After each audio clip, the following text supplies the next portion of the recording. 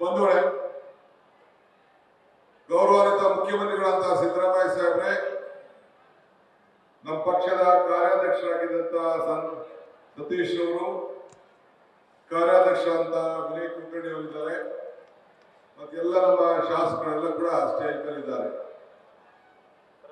ಇದೊಂದು ಐತಿಹಾಸಿಕವಾದಂತ ಸಭೆ.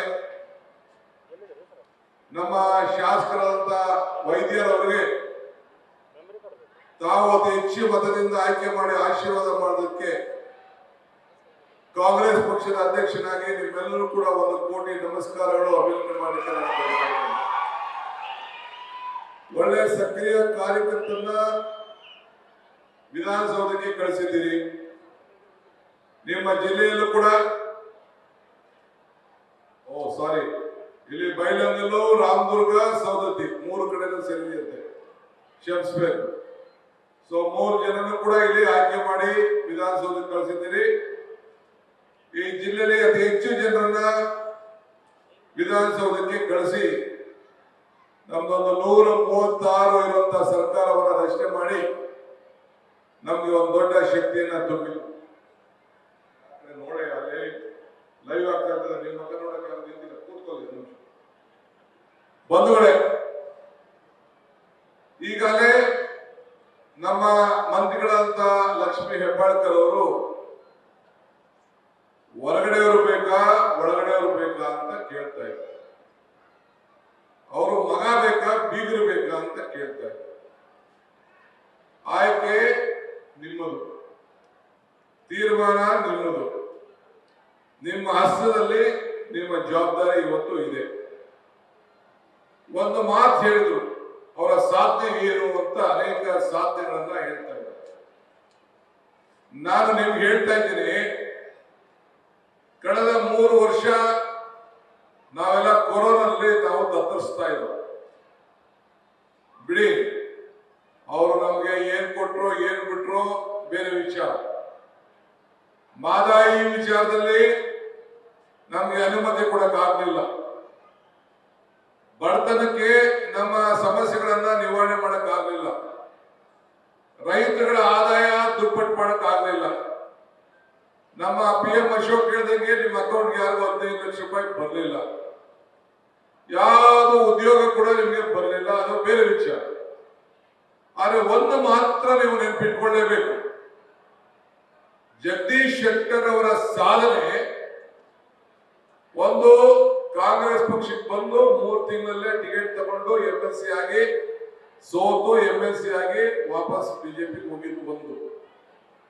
ಎರಡನೇ ಸಾಧನೆ, ಹಿಂದೆ ಈ ಕ್ಷೇತ್ರದಲ್ಲಿ ಸುರೇಶ್ ಅಂಗಡಿ ಅಂತೇಳಿ ನಿಮ್ಮ MP ಇದ್ರು, ನೆನಪಿದ್ಯಾ? ಕೇಂದ್ರ ಸರ್ಕಾರದ ಮಂತ್ರಿ ಆಗಿದ್ದರು, ಭಾರತ ಸರ್ಕಾರದ ಮಂತ್ರಿ. ಅವ್ರು ಸತ್ತಾಗ ಅದು ಭಗವಂತನ ಲೀಲೆ. ನಿಮ್ಮ ಕೈಲಿ ಯಾರ ಕೈಲೂ ನಮ್ಮ ಕೈಲಿ ಯಾರು ಇರಲಿಲ್ಲ. ಕೋವಿಡ್ ಸಂದರ್ಭದಲ್ಲಿ ಅವರು ತೀರ್ಕೊಂಡ್ರು. ಒಬ್ಬ ಅಂತಿಮ ಸರ್ಕಾರಕ್ಕೆ, ಒಬ್ಬ ಕೇಂದ್ರ ಮಂತ್ರಿಗೆ, ಈ ಭಾಗದ ಸಂಸತ್ ಸದಸ್ಯರಿಗೆ, ಅವರ ಬೀಗರಿಗೆ, ಯಾರ ಬೀಗರು? ಜಗದೀಶ್ ಶೆಟ್ಟರ ಬೀಗರಿಗೆ. ಆ ಬೀಗರ ಅಂತಿಮ ಸಂಸ್ಕಾರ ಮಾಡಲಿಕ್ಕೆ ತನ್ನ ಕುಟುಂಬದವರಿಗೆ, ತನ್ನ ಕಾರ್ಯಕರ್ತರಿಗೆ, ತನ್ನ ಕ್ಷೇತ್ರದ ಜನತೆಗೆ ಆ ಪಾರ್ಥಿವ ಶರೀರವನ್ನ ಕರ್ಕೊಂಡು ಬಂದು ತೆಗೆದುಕೊಂಡು ಬಂದು ಒಂದು ಸರ್ಕಾರದ ಚಿಕ್ಕ ವಿಮಾನದಲ್ಲಿ ತಂದು ನಿಮ್ಮ ದರ್ಶನ ಮಾಡಿಸುವಂತ ಭಾಗ್ಯ ಕೂಡ ನಮ್ಮ ಜಗದೀಶ್ ಶೆಟ್ಟರ್ ಅವರಿಗೆ ಕೊಡಕ್ ಆಗ್ಲಿಲ್ಲ ಅಂತ ಮೇಲೆ ನಿಮ್ಮ ಲೋಕಸಭಾ ಸದಸ್ಯರಾಗಲಿಕ್ಕೆ ಅರ್ಹತೆ ಇಲ್ಲ ಅಂತ ನಾನು ಹೇಳಲಿಕ್ಕೆ ಬಯಸ್ತಾ ಇದ್ದೀನಿ. ಇದನ್ನು ನೀವು ಕೇಳಬೇಕು. ಇವತ್ತು ಅನೇಕ ಕಾರ್ಯಕ್ರಮದ ವಿಚಾರ ಲಕ್ಷ್ಮಿ ಮಾತಾಡ್ತಾ ಇದ್ದಾರೆ. ಕಾಂಗ್ರೆಸ್ ಅಧಿಕಾರಕ್ಕೆ ಬಂದ್ರೆ ಎಲ್ಲ ವರ್ಗದ ಜನರಿಗೆ ಅಧಿಕಾರಕ್ಕೆ ಬಂದಂಗೆ ಎಲ್ಲ ವರ್ಗಕ್ಕೂ ನಾವು ಸಹಾಯ ಮಾಡ್ತಾ ಇದ್ದೀವಿ ಅಂತ ಹೇಳಿ ಮಾತಾಡ್ತಾ ಇದ್ದಾರೆ. ನಮ್ಮ ಬೈಲಂಗದ ಶಾಸಕರು ಮಾಂತೇಶ್ ಅವರು ಕೂಡ ಏನು ವಿದ್ಯಾಕ್ಷೇತ್ರಕ್ಕೆ ಈ ಭಾಗದಲ್ಲಿ ಸಂಗೊಳ್ಳಿ ರಾಯಣ್ಣ ಶಾಲೆಗೆ ಸುಮಾರು 200 ಕೋಟಿ ರೂಪಾಯಿ ಹಣವನ್ನು ಕೊಟ್ಟು ಒಂದು ಸಾಕ್ಷಿ ಗುಡ್ಡೆಯನ್ನ ಸಿದ್ದರಾಮಯ್ಯನವರು ಇಲ್ಲಿ ಬಿಟ್ಟು ಹೋಗಿದ್ರು ಕೂಡ ಇಲ್ಲಿ ಸ್ಮರಿಸ್ತಾ ಇದ್ರು. ಒಂದು ಗಮನದಲ್ಲಿ ತಾವೆಲ್ಲ ಇಟ್ಕೊಳ್ಬೇಕು. ಈಗ ಈ ದೇಶದ ಪ್ರಧಾನಮಂತ್ರಿಗಳು ಜಾತಿ ವ್ಯವಸ್ಥೆ ಬಗ್ಗೆ ಮಾತಾಡ್ತಾ ಇದ್ದಾರೆ, ಧರ್ಮದ ವ್ಯವಸ್ಥೆ ಬಗ್ಗೆ ಮಾತಾಡ್ತಾರೆ, ರಿಸರ್ವೇಶನ್ ಬಗ್ಗೆ ಈಗ ಹೊಸದಾಗಿ ಪ್ರಾರಂಭ ಮಾಡ್ತಾ ಇದ್ದಾರೆ. ನಮ್ಮ ರಾಜ್ಯದಲ್ಲಿ ರಿಸರ್ವೇಶನ್ ಬಹಳ ಹಿಂದಿನೂ ಕೂಡ ನಮ್ಮದೇ ಆದಂತ ಒಂದು ಪದ್ಧತಿಯಲ್ಲಿ ನಾವು 50%ಗಿಂತ ಹೆಚ್ಚಿಗೆ ನಮ್ಮ ನ್ಯಾಯವನ್ನ ಬದ್ಧವಾಗಿ ಕೊಡಬೇಕು ಅಂತೇಳಿ ಬಂದಿದ್ದ ಕೂಡ ಪ್ರತಿಪಾದನೆಯನ್ನು ಮಾಡಿಕೊಂಡು ಎಲ್ಲ ರಂಗದಲ್ಲೂ ಕೂಡ ನಾವು ಅವಕಾಶವನ್ನು ನಾವು ಮಾಡಿಕೊಟ್ಟಿದ್ದೇವೆ. ಇದೇ ಸಿದ್ದರಾಮಯ್ಯನವರು ಮುಖ್ಯಮಂತ್ರಿ ಇದ್ದಂತ ಸಂದರ್ಭದಲ್ಲಿ ಇದೇ ನಮ್ಮ ಆಂಜನೇಯ ಮಂತ್ರಿ ಇದ್ದ, ಅವರ ಕೈಲಿ ಪರಿಶಿಷ್ಟ ಜಾತಿ ಪರಿಶಿಷ್ಟ ಪಂಗಡದವರಿಗೆ ಸುಮಾರು ಏನು ಒಂದು ಅವರ ಜಾತಿ ಅನುಗುಣವಾಗಿದ್ದಂತ ಜನಸಂಖ್ಯೆಗೆ ಒಂದು ಕಾನೂನುಬದ್ಧವಾದಂತಹ ಒಂದು ತಿದ್ದುಪಡಿಯನ್ನು ತಂದು ಇವತ್ತು ಆ ತಿದ್ದುಪಡಿ ಅನುಗುಣವಾಗಿ ಪರಿಶಿಷ್ಟ ಜಾತಿ ಪರಿಶಿಷ್ಟ ಪಂಗಡಕ್ಕೆ ಸುಮಾರು 35,000 ಕೋಟಿ ರೂಪಾಯಿ ಮೀಸಲಾತಿಯನ್ನು ಇವತ್ತಿಟ್ಟು ಆ ಜನರಿಗೆ ಅನುಕೂಲ ಮಾಡುವಂತ ಒಂದು ದೊಡ್ಡ ಐತಿಹಾಸಿಕ ತೀರ್ಮಾನ ಕಾಂಗ್ರೆಸ್ ಸರ್ಕಾರ ಮಾಡ್ಕೊಂಡು ಬಂದಿದೆ. ಇಂಥ ಒಂದು ತೀರ್ಮಾನ ಇವತ್ತು ಪ್ರಜಾಧ್ವನಿ ಯಾತ್ರೆ ಪ್ರಾರಂಭ ಮಾಡಿದ.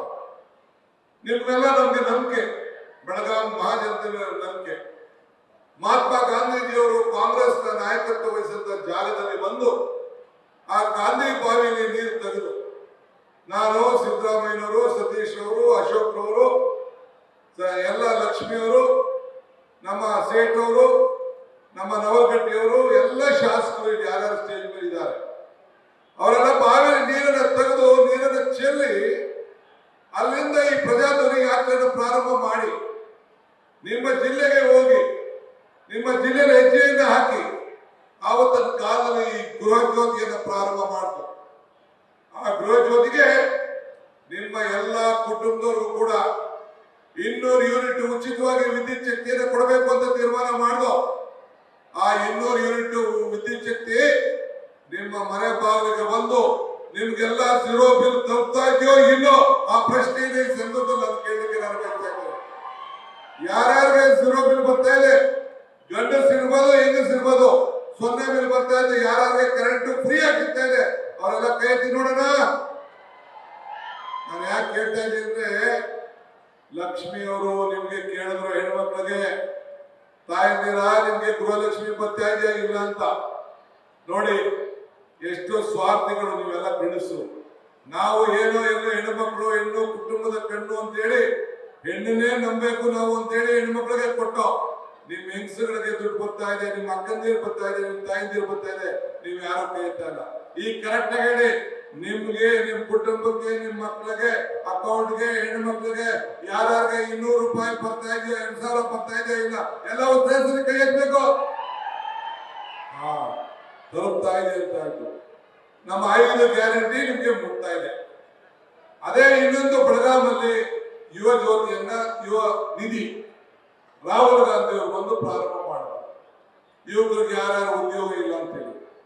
ಹಂಗೆ ಇವತ್ತು ಕಾಂಗ್ರೆಸ್ ಸರ್ಕಾರ ಬಂದಾಗೆಲ್ಲ ಕೂಡ ಎಲ್ಲ ವರ್ಗದ ಜನರಿಗೆ ಇವತ್ತು ಸಹಾಯ ಮಾಡ್ತಾ ಇದ್ದಾರೆ.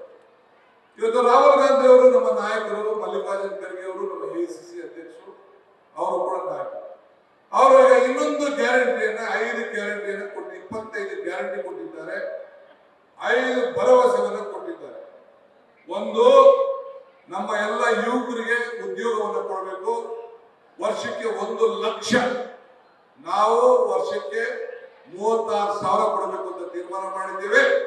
ಅವರು 1 ಲಕ್ಷ ಕೊಡಬೇಕು ಅಂತ ತೀರ್ಮಾನ ಮಾಡಿದ್ದಾರೆ. ನಮ್ಮ ಹೆಣ್ಣು ಮಕ್ಕಳಿಗೆ ಈಗ ಗೃಹಲಕ್ಷ್ಮಿ, ಈಗ ನಮ್ಮ ಲಕ್ಷ್ಮಿ ಹೆಬ್ಬಾಳ್ಕರ್ ಅವರ ನಾಯಕತ್ವದಲ್ಲಿ ಇಡೀ ರಾಜ್ಯದಲ್ಲಿ 1,20,00,000 ಕುಟುಂಬಗಳಿಗೆ ಈಗ ನಾವು 2,000 ರೂಪಾಯಿ ತಿಂಗಳು ಕೊಡ್ತಾ ಇದ್ವಿ. ಬಿಜೆಪಿ ಹೇಳ್ತಾ ಇದ್ರು ಅತ್ತೆ ಸೊಸೆಯರಿಗೆ, ಮನೆ ಯಜಮಾನಿಗೆ ದೇವ್ಗೆ ನಾವು ಅತ್ತೆ ಸೊಸೆಯರಿಗೆ ತಂದಿಕ್ ಕೊಡ್ತಾ ಇದೀವಿ ಅಂತ. ಏನ್ರವ ಯಾರ್ದಾರು ತಂದಿಕ್ತಾ ಇದೀವ ನಾವು? ಯಾವ್ದಾರು ಅತ್ತೆ ಸೊಸೆ ತಂದಿಕ್ಕಿದೀವ? ಏನಿಲ್ಲ. ಈಗ ನಾವು ಏನ್ ತೀರ್ಮಾನ ಮಾಡಿದೀವಿ? ಏನು ಈಗ ಸೋನಿಯಾ ಗಾಂಧಿ ಏನ್ ತೀರ್ಮಾನ ಮಾಡಿದ್ದಾರೆ, ಖರ್ಗೆ ಸಾಹೇಬ್ ಏನ್ ತೀರ್ಮಾನ ಮಾಡಿದ್ದಾರೆ, ರಾಹುಲ್ ಗಾಂಧಿ ತೀರ್ಮಾನ ಮಾಡಿದ್ದಾರೆ, ಒಂದು ಮಹಾಲಕ್ಷ್ಮಿ ಅಂತ ಯೋಜನೆ. ಏನು ಮಹಾಲಕ್ಷ್ಮಿ ಯೋಜನೆ? ಭಾಗ್ಯದ ಲಕ್ಷ್ಮಿ ಬಾರಮ್ಮ ನಮ್ಮಮ್ಮ, ಭಾಗ್ಯದ ಲಕ್ಷ್ಮಿ ಬಾರಮ್ಮ ವರ್ಷಕ್ಕೆ 1 ಲಕ್ಷ ರೂಪಾಯಿ ಕಾಂಗ್ರೆಸ್ ಅಧಿಕಾರಕ್ಕೆ ಬರ್ತದೆ. 1 ಲಕ್ಷ ರೂಪಾಯಿ ಕೊಡಬೇಕು ಅಂತ ತೀರ್ಮಾನವನ್ನು ಮಾಡಿದ್ದೇವೆ. ಇದು ನಿಮಗೆ ಶಕ್ತಿ ಕೊಡಬೇಕು ಅಂತ, ಆರ್ಥಿಕವಾದ ಶಕ್ತಿ.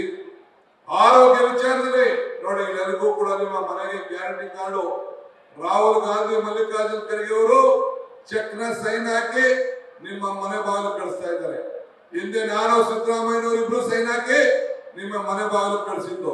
ಹಂಗೆ ಇವತ್ತು ಎಲ್ಲರಿಗೂ ಕೂಡ ಈಗ ನಮ್ಮ ಸತೀಶ್ ಜಾರಕಿಹೊಳಿ ಅವರ ಮುಖಂಡತ್ವದಲ್ಲಿ, ಲಕ್ಷ್ಮೀ ಹೆಬ್ಬಾಳ್ಕರ್ ಅವರ ಮುಖಂಡತ್ವದಲ್ಲಿ, ನಮ್ಮ ಶಾಸಕರ ನಾಯಕತ್ವದಲ್ಲಿ ಈಗ ನಿಮ್ಮೆಲ್ಲರೂ ಕೂಡ ಈ ಗ್ಯಾರಂಟಿ ಕಾರ್ಡ್ ಕೂಡ ನಿಮ್ಮ ಮನೆ ಬಾಗಿಲಿಗೆ ಬರ್ತದೆ. ಆದ್ರಿಂದ ಈ ಸಂದರ್ಭದಲ್ಲಿ ತಾವು ನಮ್ಗೆ ಹೇಳೋದಿಷ್ಟೇ, ಬಹಳ ವಿಚಾರಗಳನ್ನು ಹಂಚಿಕೊಳ್ಳಿಕ್ಕೆ ಇಷ್ಟ ಇದೆ. ಇವತ್ತು ಸಾಲ ಮನ್ನಾ, ಬಡವರಿಗೆ ಏನು ನಮ್ಮ ವ್ಯವಸಾಯದ ಜಮೀನಿಗೆ ಆದಾಯ ಡಬಲ್ ಮಾಡಬೇಕು ಅಂತ ಕೇಂದ್ರ ಸರ್ಕಾರ ಬಿಜೆಪಿ ಅವರು ಹೇಳಿದ್ರು, ಮಾಡಕ್ಕಾಗಲಿಲ್ಲ. ಆದ್ರೆ ಮುಂದಕ್ಕೆ ಅನೇಕ ಯೋಜನೆಗಳನ್ನ ಸ್ವಾಮಿನಾಥನ್ ವರದಿಯ ಅನುಸರಿಸುವಾಗಿ ಇವತ್ತು ನಾವು ಮಾಡಬೇಕು ಅಂತೇಳಿ ನಾವು ತೀರ್ಮಾನವನ್ನು ಮಾಡಿದ್ದೇವೆ. ನಾನು ಮುಂದಕ್ಕೆ ಬೇರೆ ದಿನ ಇನ್ನೊಂದಿನ ಬಂದು ಕೆಲವು ವಿಚಾರಗಳನ್ನು ನಾನು ಮಾತಾಡ್ತೇನೆ.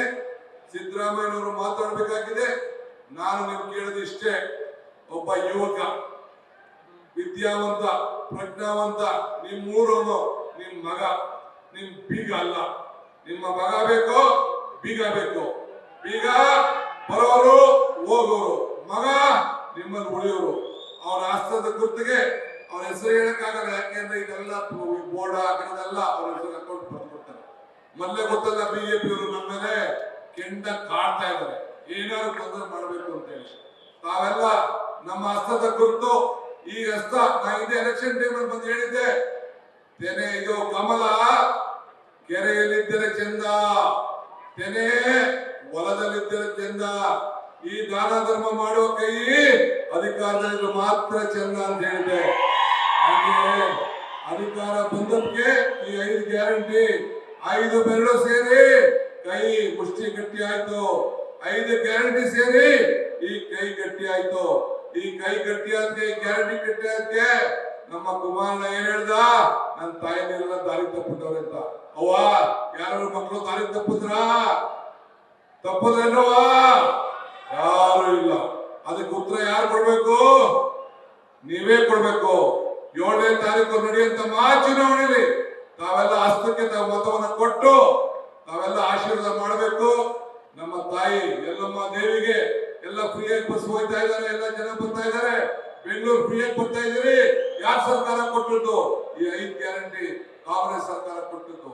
ತಾವೆಲ್ಲ ಆಶೀರ್ವಾದ ಮಾಡಬೇಕು ಅಂತ ಹೇಳಿ ತಮ್ಮ ಪ್ರಾರ್ಥನೆ ನಾನು ಮಾತು ಮುಗಿಸ್ತೇನೆ. ಜೈ ಹಿಂದ್, ಜೈ ಕರ್ನಾಟಕ, ಜೈ ಕಾಂಗ್ರೆಸ್. ನ್ಯೂಸ್ ಫಸ್ಟ್, ನಿರ್ಭೀತಿಯಿಂದ ನಿಮ್ಮ ಪರವಾಗಿ.